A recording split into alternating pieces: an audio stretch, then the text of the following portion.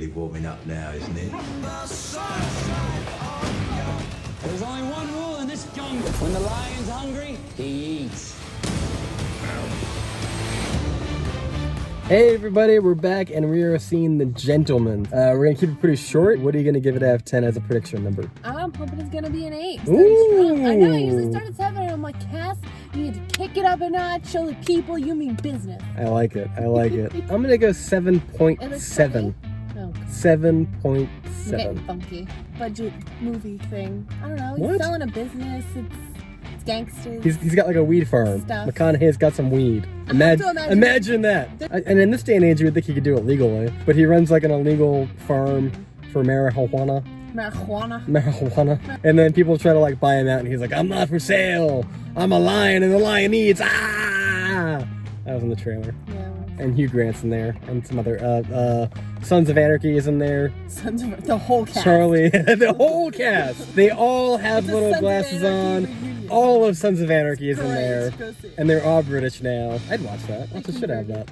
You know what? Fuck it. 8 it is.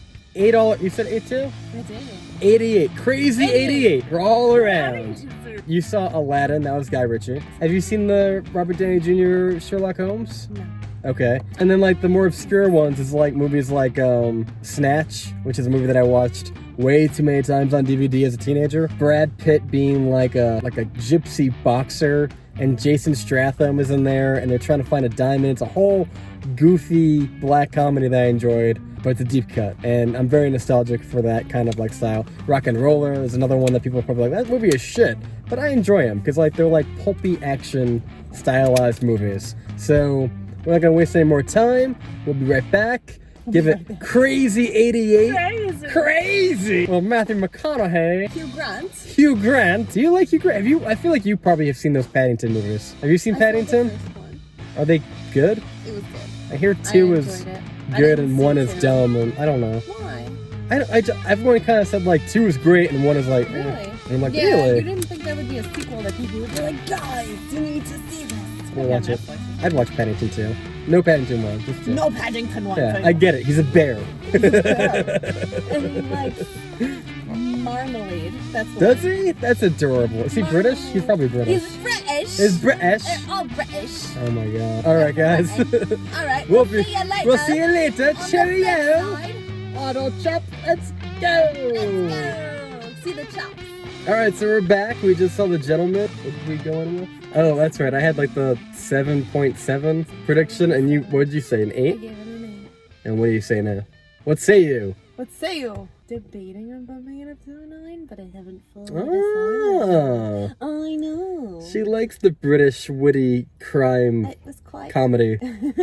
I'm gonna give it an 8.2. Oh, him and his freaking decimal. I'm bringing it back, baby! And I feel like it's a little bit better than an 8, but not quite a 9. I know I mocked you for decimal points, but I kind of want one. Go for it.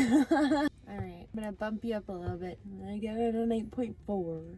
8.5. You're like, I'll see your 8.2, and we'll make it an 8.4 for a combined average of an 8.3. I thoroughly enjoyed the movie. My background, like I said before, is that I've seen his earlier movies, which are like Snatch. I didn't see the first one that he did that was supposed to be really good. Smoke and Barrel, Double Loaded Smoke Barrel. It's like his first indie movie, like The Clerks to Kevin Smith, like his first indie movie. Okay. And then I feel like Snatch was like, well, go remake that movie, but with a lot more money. Better.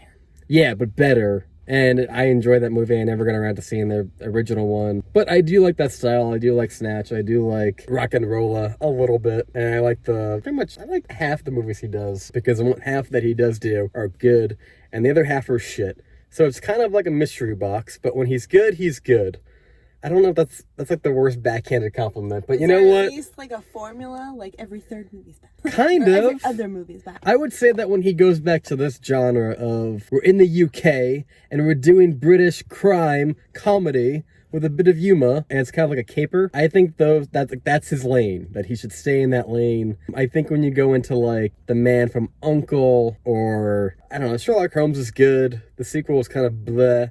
He used to be married to Madonna, and he made a really bad movie. It was like the two of them on a beach filming it, and I was just like, I didn't see it, but like, it's notoriously bad, and everyone makes fun of him for doing it. But let's talk about The Gentleman. You got Charlie Hunnam from Sons of Anarchy. He's in it. He was pretty good, considering he's kind of awful. He just did King Arthur, I think like a year or two ago, and apparently that movie is shit.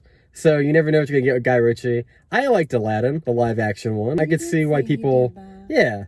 I mean, it's very much in the same vein of like the MCU movies, in that like Disney also, well, I mean, they're tomato at this point, but like these live action Disney movies, it's like Disney says, you have to do this, and they have to kind of do it or you get fired. So he did stay within the lines, but that was pretty good. I didn't think it was bad. I've seen some of those live action Disney movies and they're not all great. But The Gentleman, Matthew McConaughey, is a drug dealer, drug kingpin. He's trying to retire, get out of the game, and he kind of, I don't want to spoil too much, but he has a couple obstacles trying to do that, and there's lots of crazy, wacky criminals that he has to navigate through to do that, and it's a good ensemble piece. You got Hugh Grant, Colin Farrell's in it, and a couple of like people that you probably recognize but just can't remember the name. It was different than I thought it was going to be. I didn't know it was going to be a narrated story back and forth. That is true. The whole movie is told in past tense, more or less, which is a different way of doing it. I like that. So I found that interesting. I mean,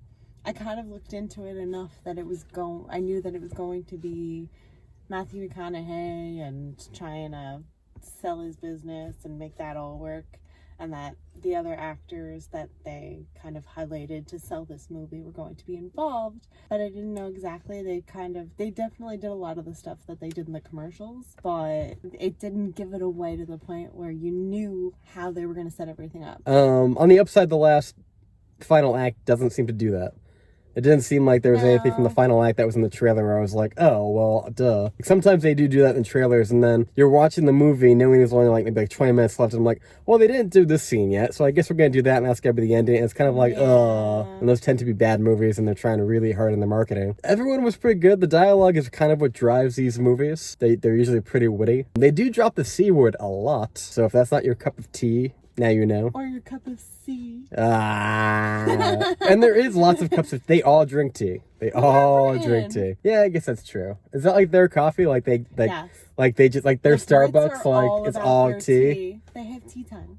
I thought it was just like a bad joke, like Mary Poppins, and that's like a long time ago, and Poppins. But yeah, I think the most important thing is that it did have moments of humor, which I enjoyed. It wasn't dry. No. And then, to me, the most important part is like, the reason why I like these movies is it's essentially kind of like a mystery, and you kind of go, well, how are they going to get out of this, right?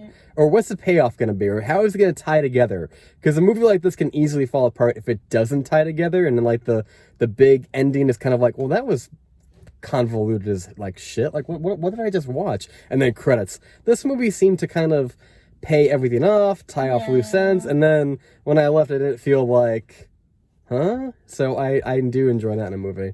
And it wasn't overly predictable. Some things were. You kind of knew certain things were going to go down, but they were done in a creative way where it was like, well, it works. I enjoyed it. Best movie of 2020 so far, but that's because we haven't seen anything in 2020. Well, nothing that came out in 2020. Yes. We watched things, but they're from the year of the past. Yeah. I was telling Cassie here, I saw Underwater, and that's not a good movie. Was that a 2020 movie? Yeah, it's a January drop. January drop. I would give that movie a 5. It's like you lose 5 right off the bat because of Kristen Stewart's like dry wooden acting. Not to mention you got T.J. Miller in there. I would say like the story is what is the only reason why it's not like a 2 or a 0. It's like the story is mildly interesting and you know, the CGI monster is like, oh, that's kind of cool. There's one scene where like the giant monster's head goes over her entire suit, which is kind of cool. But then the rest of the movie is crap. But we're talking about The Gentleman. The Gentleman. And what did we say?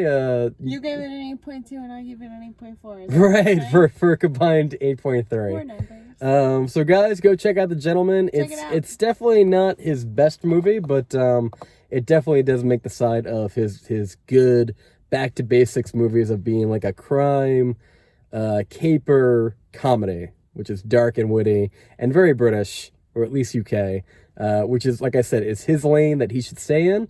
So definitely go check it out. I would give it a recommend. I've been John. This has been Cassie. You've been burned. Thank you for watching. Be sure to subscribe, give it a thumbs up, and we will see you next time. We got some other videos down below. And yeah, we're almost out of January, which is good.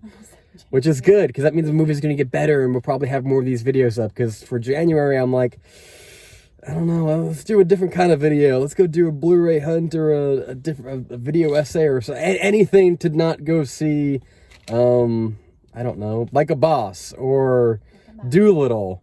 Or bad movies. I did hear that. Bad Boys. I heard that was quite good, actually. Yeah. Or not, like, amazing, but, like, surprisingly better than what you would have thought to get with the Bad Boys If you threequel. saw Bad Boys, let us know. What'd you think? Was it good? Should we go see Bad Boys? Hey! Would you watch Bad Boys with me? I feel like you're asking me. Well, you know, if you're going to Bad Boys and I'm going to Bad Boys, I was thinking maybe we can go to Bad Boys together. Oh you know. my gosh, I never thought he'd ask. Comment down below. Thank you for stopping by, and we will see you next time. Bye. Bye. It's tea time. It's tea time, cheerio. Hit this like button and subscribe. No, it's good. Go see it. Do it or the gangsters will find you. Oh, goodness. Oh, no. I'm not ready for my close-up. Ah! Oh, she's all brave until the camera gets close. All right, we out.